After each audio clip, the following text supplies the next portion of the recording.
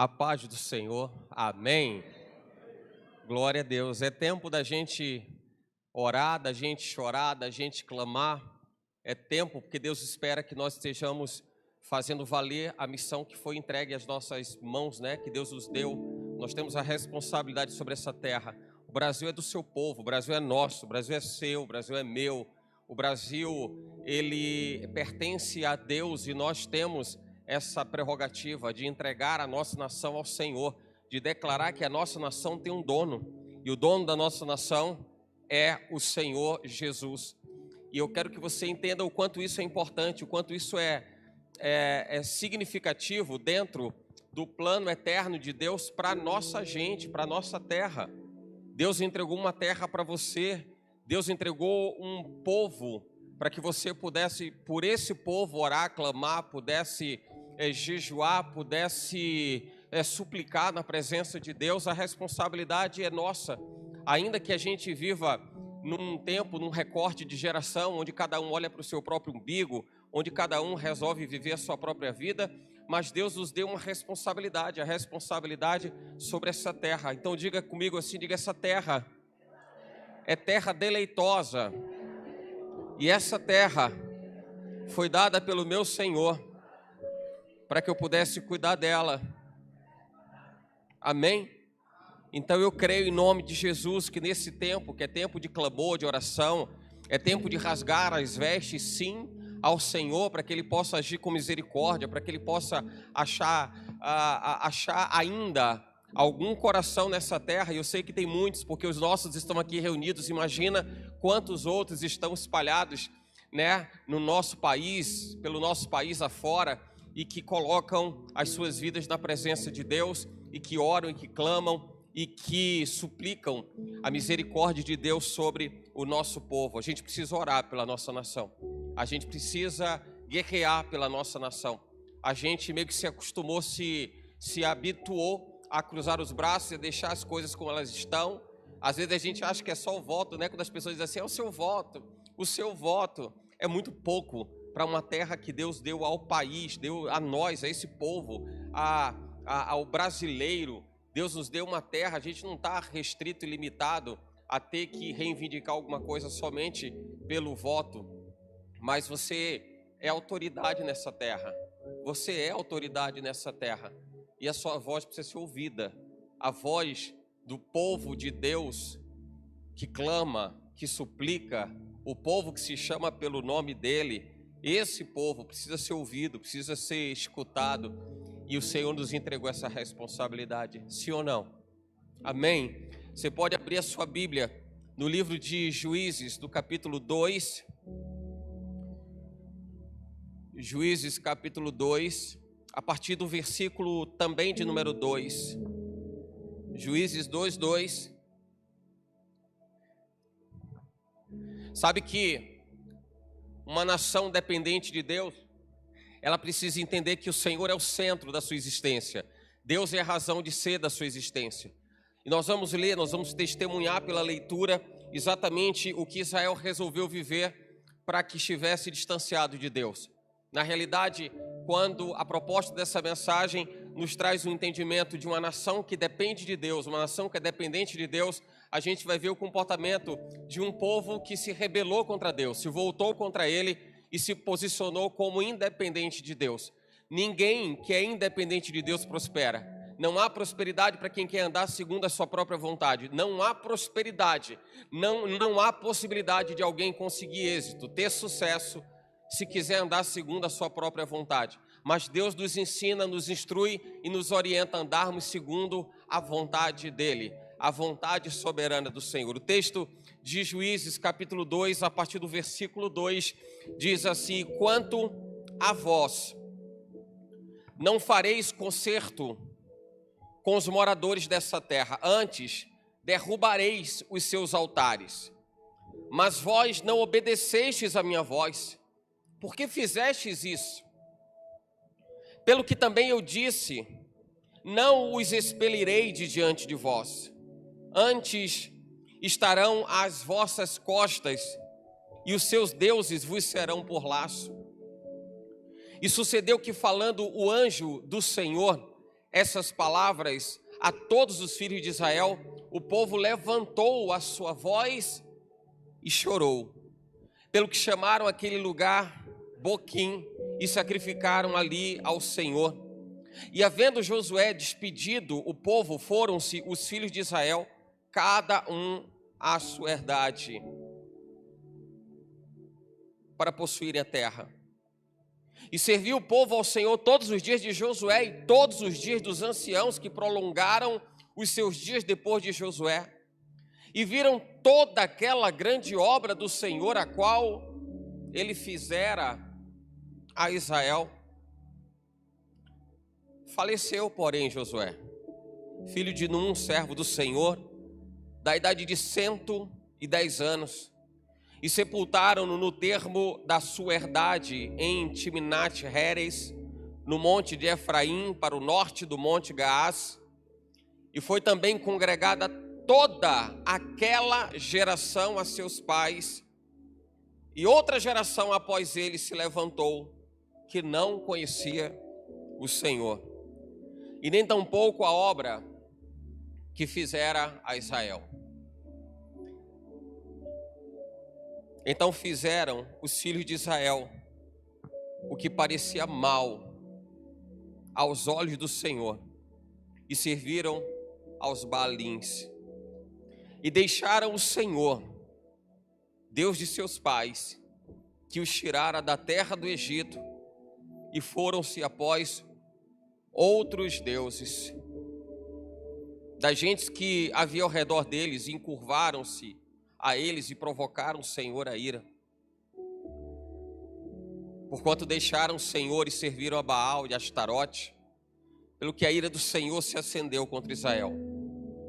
E os deu na mão dos roubadores, e os roubaram.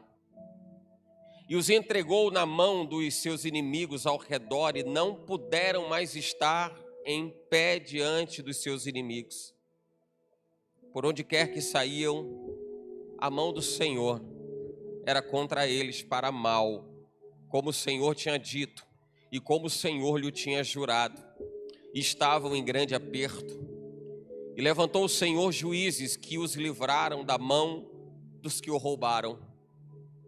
Porém tampouco ouviram aos juízes, antes se prostituíram após outros deuses, e encurvaram-se a eles. Depressa se desviaram do caminho por onde andaram seus pais, ouvindo os mandamentos do Senhor, mas eles não fizeram assim. E quando o Senhor lhes levantava juízes, o Senhor era com o juiz e os livrava da mão dos seus inimigos todos os dias daquele juiz, porquanto o Senhor se arrependia pelo seu gemido, por causa dos que os apertavam e oprimiam. Porém sucedia que, falecendo o juiz, tornavam e se corrompiam mais do que os seus pais, andando após outros deuses e servindo-os, e encurvando-se a eles. Nada deixavam das suas obras, nem do seu duro caminho. Pelo que a ira do Senhor se acendeu contra Israel, e disse: porquanto este povo traspassou o meu concerto que tinha ordenado a seus pais, e não deu ouvidos à minha voz, tampouco desapossarei mais de diante deles a nenhuma das nações que Josué deixou morrendo, para por elas provar a Israel se hão de guardar o caminho do Senhor, como seus pais o guardaram, para por ele andarem ou não. Andarem ou não. Escolher andar nos caminhos do Senhor ou não. Bendito seja, Pai, o teu nome, ó Deus, que estabelece, meu Senhor, todas as coisas dessa existência. É pela tua palavra, Pai, que reinos se sucedem, se fortalecem. É pela tua palavra, Pai, que governos se estabelecem ou não, Senhor, ou são destituídos, ou são desmantelados, desfeitos. É pela tua palavra, Pai. Ó Deus, nós entendemos, Senhor, que todas as coisas, elas respondem à vontade soberana do Senhor. Que tudo, Pai, que a gente vive e todas as experiências, Pai, por nós partilhadas, ó Deus, procedem, ó Pai, da direção do Senhor, do conserto do Senhor, procedem, Deus, da aliança que fazemos contigo, ou mesmo, Pai, procedendo do Senhor, isso nos é por resposta, como consequência dos nossos erros. Mas em todas as coisas, Pai, nós vemos o Senhor no controle, na direção e no comando de tudo. E por isso, Pai, queremos aprender, sim, Senhor, nós queremos aprender a sermos, Senhor, uma nação, ó Deus, que se dobre diante de Ti. Uma nação, Pai, que não se porte como Israel, dado o tempo, Pai, ó Senhor, em que ocorreu essa passagem lida no livro de Juízes, capítulo 2. Mas que nós, ó Deus, entendamos, Pai, que uma nação abençoada, uma nação próspera, uma nação bem-sucedida, invariavelmente, ela passa pelo seu comportamento, Pai, de identidade no Senhor. Ela passa, Pai, por uma postura, por uma natureza de equidade, e que possa trazer o Senhor para ser o centro, para ser o eixo, para ser a razão de ser dessa nação e desse povo.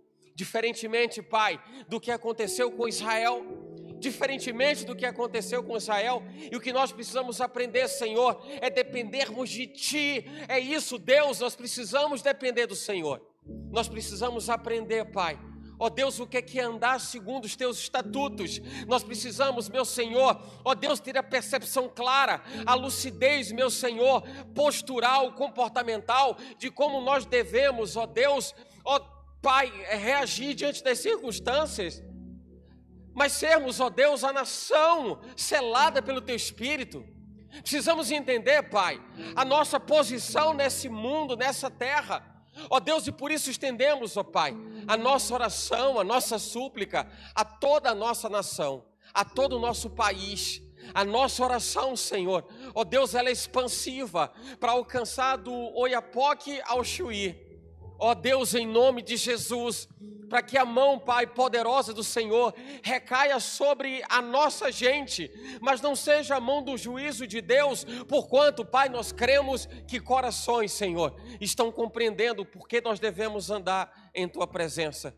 Porque certamente, ó Deus, andando em Teus caminhos, nós seremos uma nação dependente de Deus, uma nação dependente de Deus. E para isso, Senhor, nós cremos que nasceu a nação chamada Brasil, para ser, meu Senhor, um expoente de adoração nesse mundo, para ser, meu Senhor, um expoente, Pai, ó Deus, de louvor, ó Pai, e de submissão à Tua palavra. Assim, Senhor, em nome de Jesus, trata-nos deste modo, Pai, ó Deus, e nos conduz nesse caminho que nos levará a vivermos essa certeza para a glória do Teu nome, Senhor. Você pode dizer amém? Amém. Eu preciso compartilhar com os irmãos e dizer o que está acontecendo nesse momento que a gente leu Juízes capítulo 2, porque a Bíblia fala o exato momento em que há uma sucessão de geração, há uma passagem de geração, uma geração pós-Moisés, uma geração pós-Josué.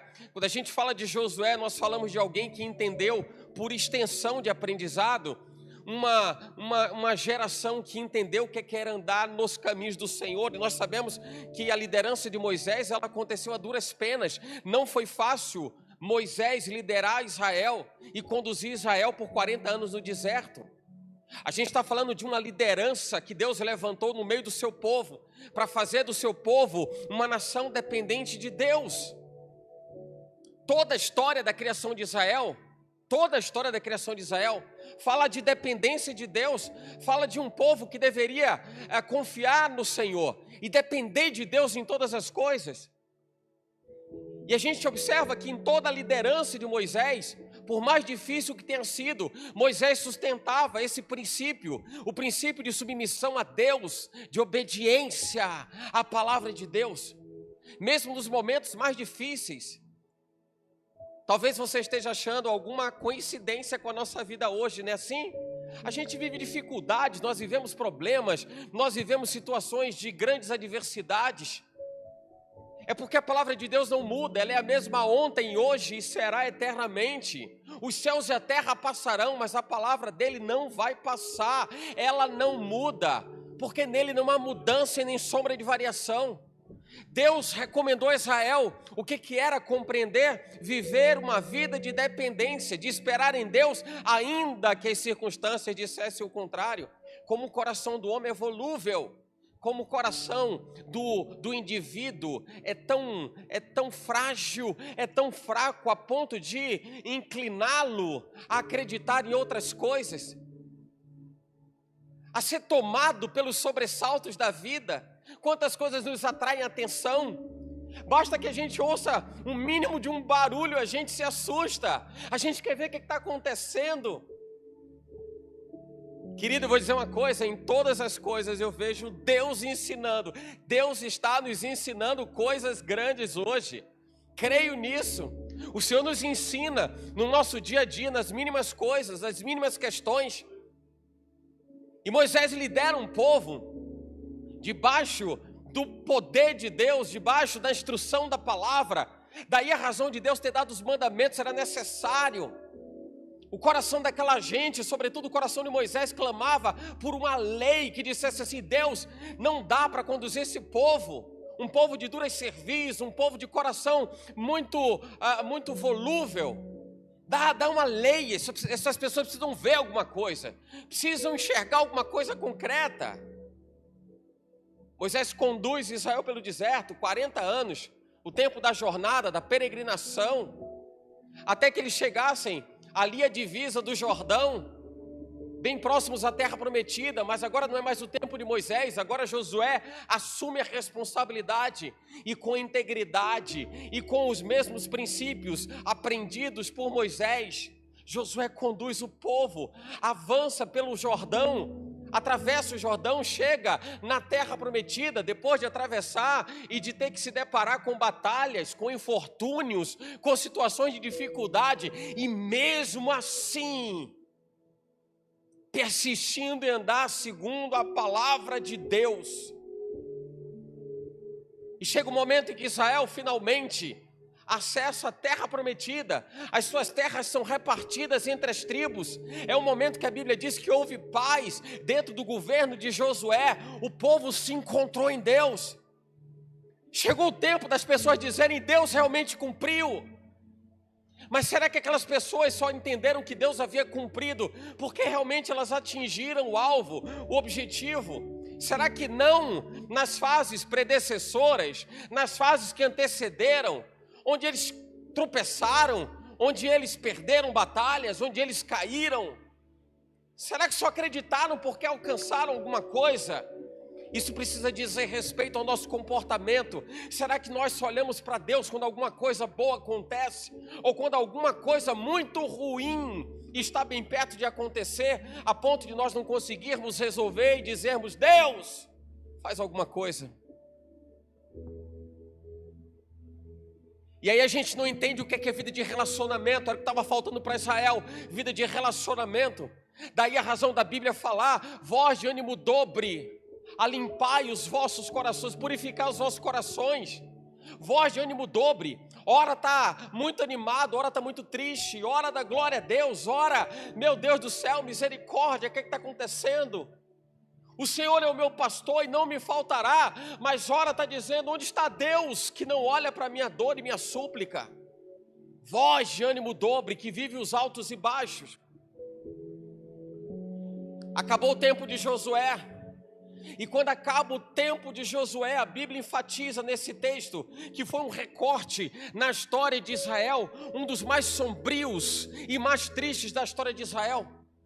Porque tudo aquilo que aquela geração havia aprendido com Josué, ou as gerações que estavam chegando, a geração que estava chegando, havia aprendido, ou ao menos tomaram conhecimento daquilo que Deus havia ensinado por Josué, aquilo estava se perdendo, aquilo tinha se perdido. Aí a Bíblia diz que Josué morreu e foi sepultado, e com ele a geração que esteve com Josué, mas a partir dali nasceu uma nova geração. Eu vou dizer uma coisa: Deus tem expectativas em novas gerações. Deus tem expectativas em novas gerações.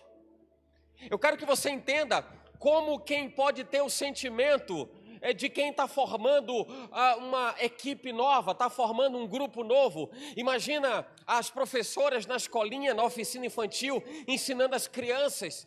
Criança dá trabalho, mas você olhar para as crianças e dizer assim: daqui a 10 anos eu vou ver um menino cheio da presença de Deus, daqui a 15 anos eu vou ver uma menina com seu coração íntegro, daqui a 15 anos eu vou ver um menino cheio do Espírito Santo. Nós estamos vendo nascer uma geração temente a Deus. Nós estamos testemunhando o nascimento de uma geração que vai escrever um novo capítulo da nossa história. Diga se esse não é o nosso sentimento. Diga se não é o nosso sentimento. A Bíblia fala que depois de Josué veio uma nova geração. Imagina você a expectativa de Deus para essa nova geração. Imagina a expectativa de Deus esperando o que seria de cada um daqueles meninos que começaram a nascer quando estavam entrando na terra prometida. Aquela geração que estava agora nascendo dentro da promessa de Deus.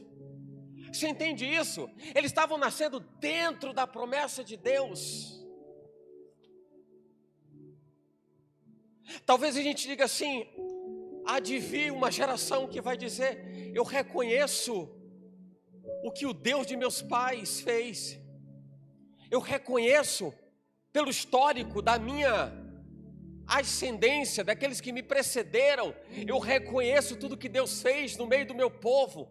Eu reconheço o valor da minha gente. Eu reconheço a importância da minha nação.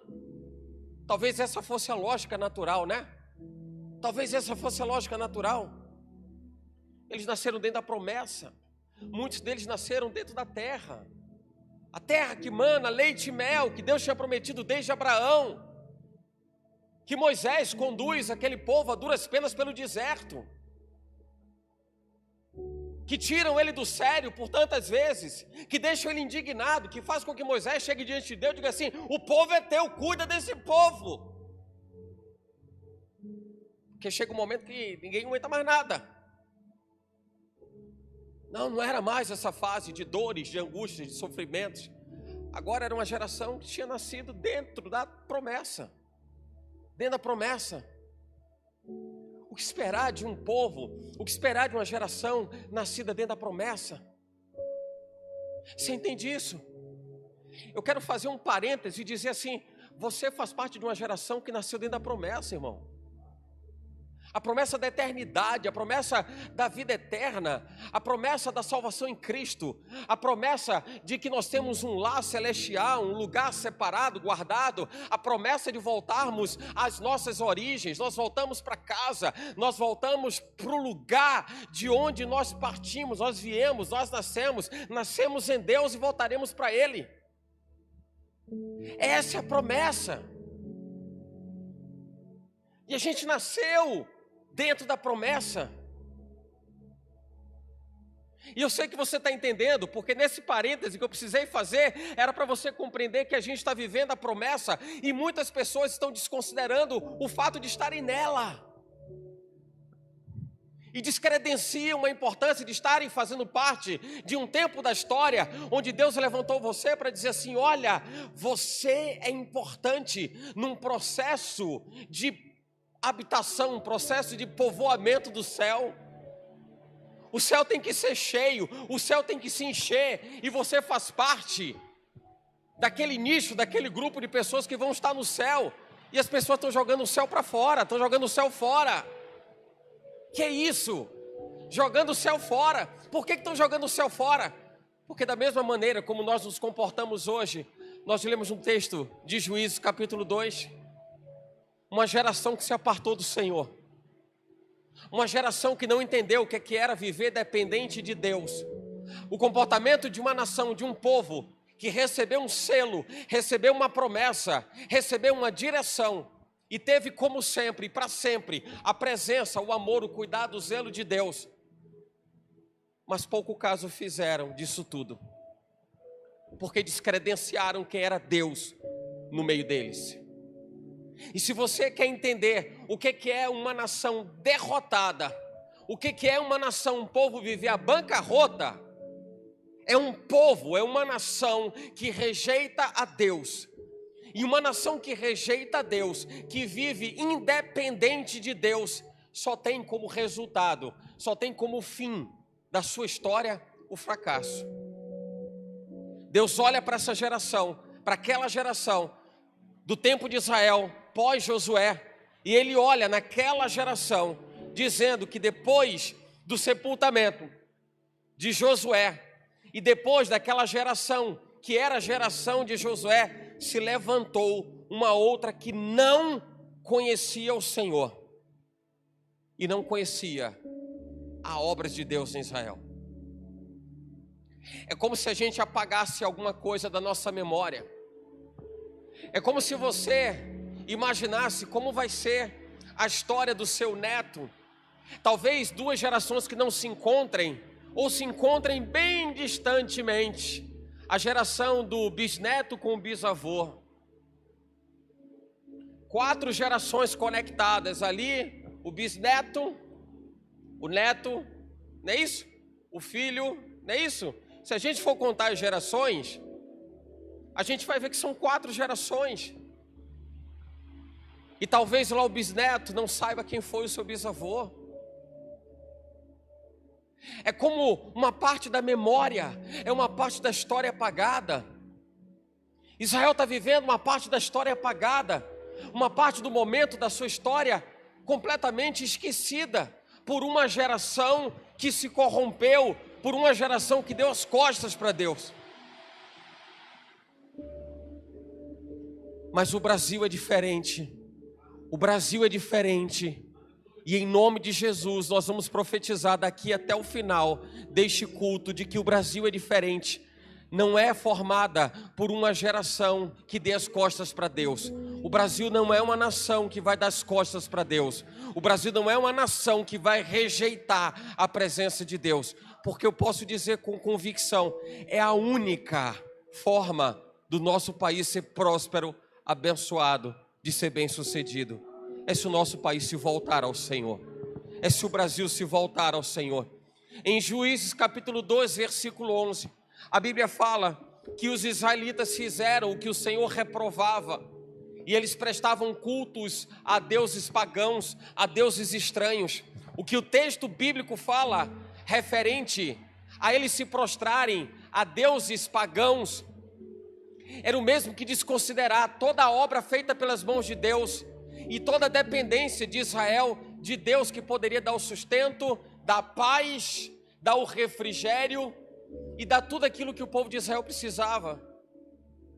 Quando a Bíblia fala que Deus se chateou, se aborreceu, Deus reprovou o fato daquelas pessoas estarem adorando a deuses pagãos, aos Baalins. Era como se Deus estivesse sentindo a dor de ser traído.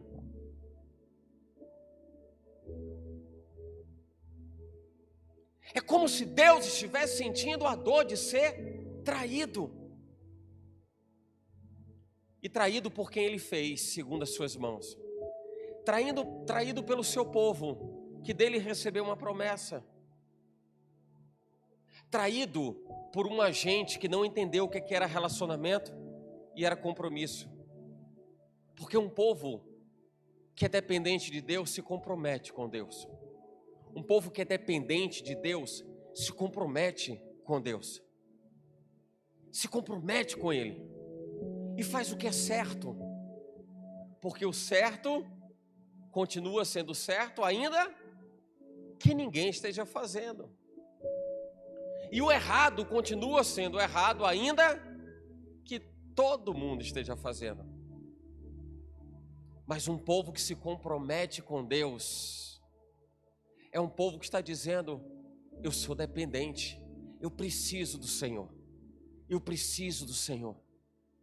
E eu vou dizer mais uma vez, o Brasil precisa de Deus. Por isso nós profetizamos um povo comprometido com Deus. Um povo que não vai se deixar corromper, não vai se prostituir, correndo atrás de deuses estranhos, ou mesmo de qualquer outra coisa material que lhe suba ao coração e desperte dentro dele esse interesse.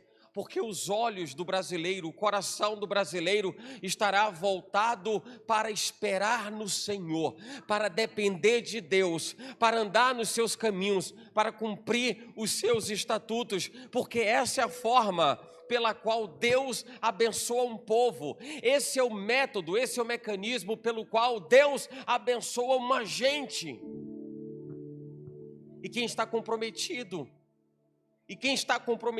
com isso, não pode se desviar do caminho do Senhor. Quem entende que depende de Deus não pode se deixar vender, não se pode deixar ou não pode se deixar levar por circunstâncias, sejam elas quais forem, que te afastem da presença. Não se desvie do caminho do Senhor. Não se desvie do caminho do Senhor. Quando nós estudamos os textos escatológicos, os textos bíblicos que falam das profecias que vão se cumprir, ou dos tempos finais que virão, e a gente vai entender isso lá em Daniel, no Antigo Testamento, e Apocalipse, no Novo Testamento, nós vamos perceber que Deus em todo o tempo fala de fidelidade, de comportamento fiel da parte do homem para com Deus, e Ele vai livrar o homem da mão pesada do inimigo, da mão do destruidor. Deus vai livrar em todo o tempo em que a Bíblia discursa a respeito dos dias que virão e dias maus, dias difíceis. A Bíblia enfatiza que Deus vai cuidar daqueles que confiam nele. Guarda o que tu tens, para que ninguém roube a tua coroa. Guarda o que você tem. Ele se deu por você. Ele se entregou por amor a você, como um presente perpétuo, perene, que abriu as portas dos céus para que nós pudéssemos entrar. Assim é o Senhor em nós, e Jesus em nós é a esperança da glória. Não se desvie dos caminhos do Senhor, não se deixe prostituir por interesses escusos, por propósitos, sejam eles quais forem, que te distanciem da presença de Deus. Não se afaste da presença dEle, porque viver a dependência de Deus é viver um relacionamento de comprometimento, onde você se preocupa, onde você se interessa pelas coisas dEle. Juízes 2:17, em que a Bíblia deixa claro que é necessário seguir os seus mandamentos, obedecer os seus mandamentos, corresponder aos seus mandamentos, mas diz o texto, porém tão pouco ouviram os juízes, antes se prostituíram após outros deuses. Você entende a natureza do povo de Israel, o comportamento do povo de Israel, que logo que Josué morreu, o povo se corrompeu, Deus levantou juízes, e quando Deus levantava juízes, o povo ouvia e obedecia, mas não tendo mais aquele juízo, o povo se corrompia. Povo que vivia debaixo de cabresto. Você vive debaixo de cabresto, ou você vive por conta de uma promessa, irmão? Debaixo de uma promessa, debaixo de um propósito santo. O que te traz a presença de Deus é a coação de alguém. Alguém está te coagindo, alguém está te pressionando, alguém está te expondo para que você ande na presença de Deus? Ou é porque o seu coração entende que você precisa de Deus? Você está aqui hoje somente por algum interesse, seja ele qual for? É alguma coisa que você vai ter, alguma coisa que você vai ganhar, é alguma coisa que você vai receber? É por isso que você está aqui? É por isso que você está aqui? Pois eu vou dizer uma coisa para você: a comida que hoje existe, amanhã perece. Mas aquele que confia no Senhor são como os montes de Sião. Um dia você vai esperar que alguma coisa que não seja um prato de comida na sua frente possa saciar a sua alma, porque nesse tempo, nem mesmo a comida que lhe entregarem será suficiente para matar sua fome de justiça. Nem mesmo. Então não se afaste. E se você ainda não teve a oportunidade de se relacionar com Deus, de entregar o seu coração a Ele, não perca a oportunidade de fazer isso ainda hoje, ainda agora, ainda já. Porque os tempos são difíceis e cada vez mais difíceis. Ou aplicamos a nossa alma à dependência completa de Deus, ou seremos apenas mais uma geração, como aquela descrita em Juízes, descrita em Juízes capítulo 2, que foi uma geração que não conheceu ao Senhor.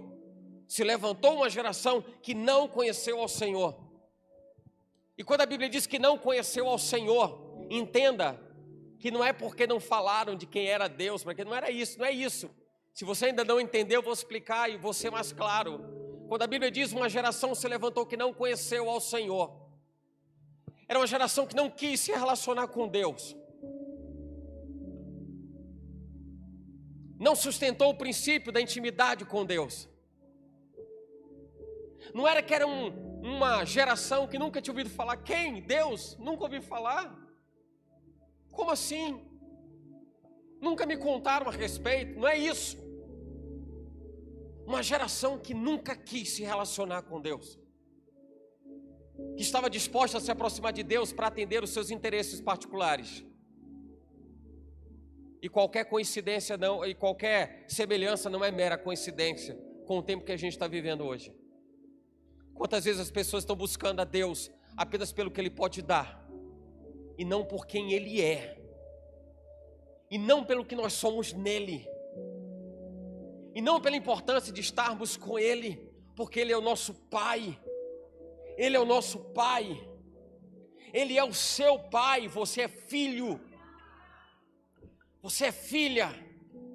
E as pessoas se relacionam com Deus de uma forma mais impessoal do que como se relaciona com um estranho na rua.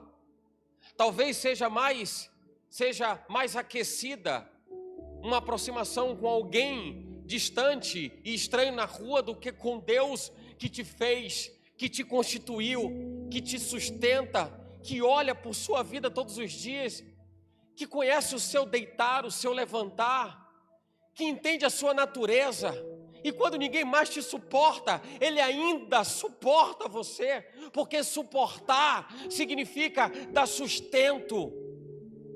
E mesmo sendo nós quem somos, Ele nos suporta, Ele nos dá sustento, porque é pela mão de Deus que nós avançamos, é pela mão de Deus que caminhamos, é pela mão de Deus que respiramos, é pela mão de Deus que nós laboramos, que nós trabalhamos, é pela mão de Deus que você vai para casa hoje e estará no convívio da sua família. É pela mão de Deus que você vai poder dormir nessa noite e amanhã você vai poder acordar. Tudo isso Deus fez. Isso não tem nenhum mérito humano e não tem dedo de homem nisso. Não tem dedo do homem nisso. Isso é a mão de Deus. É a mão de Deus. Juízes 2,15, sempre que os israelitas saíam para a batalha, a mão do Senhor era contra eles para derrotá-los, conforme lhes havia advertido e jurado. Grande angústia os dominava. Um povo que não queria relacionamento com Deus só poderia colher as consequências dos seus erros. O Brasil é uma nação que precisa de Deus, porque o Brasil já tem colhido uma dura colheita. O Brasil já tem sofrido muito. O nosso país, a nossa nação já tem gemido em excesso. Mas é a consequência dos nossos erros. É a consequência de corações que destituem a presença de Deus. É a consequência de quem não quer se aproximar dele e rejeita a sua palavra. Rejeita a sua palavra. Em Hebreus 10:31 está escrito: dura coisa é cair nas mãos do Deus vivo.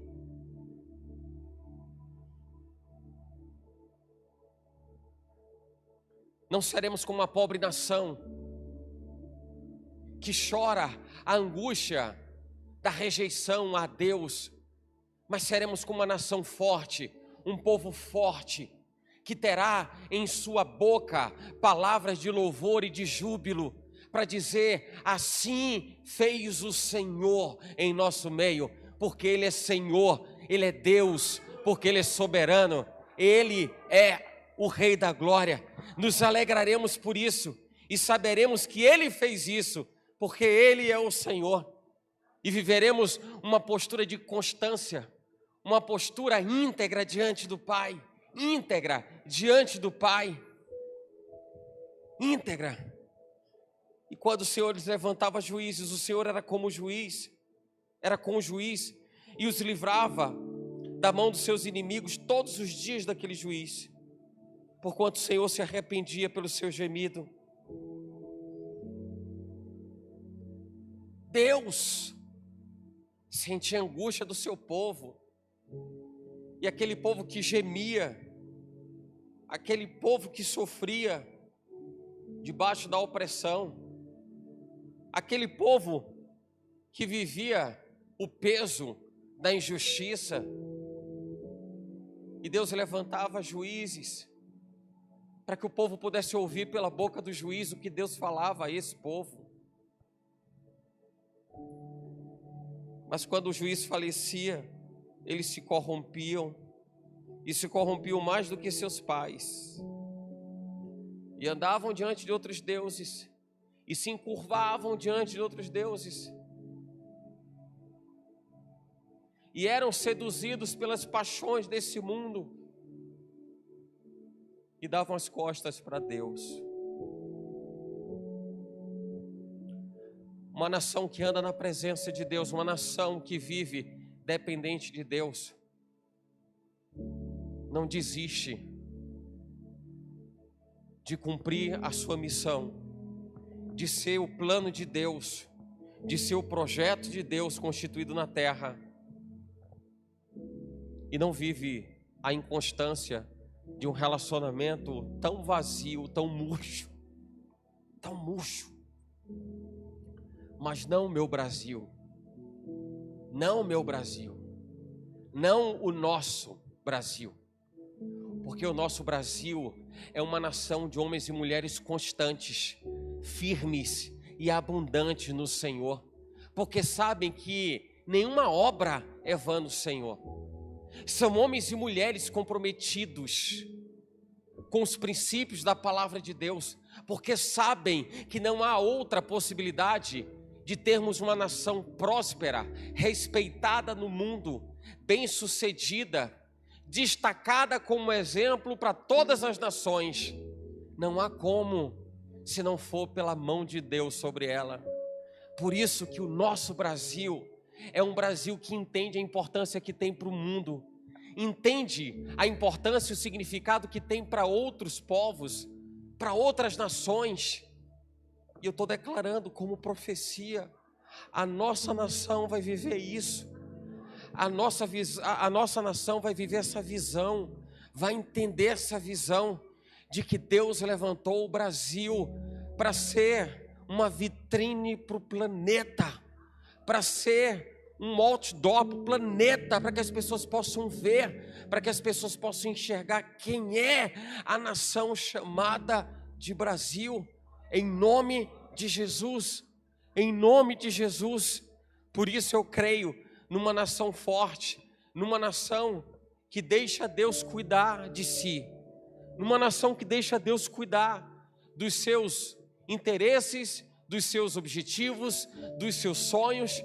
Por isso eu creio sim, eu creio num governo de homens nessa terra que estão debaixo de governo de Deus, do governo de Deus.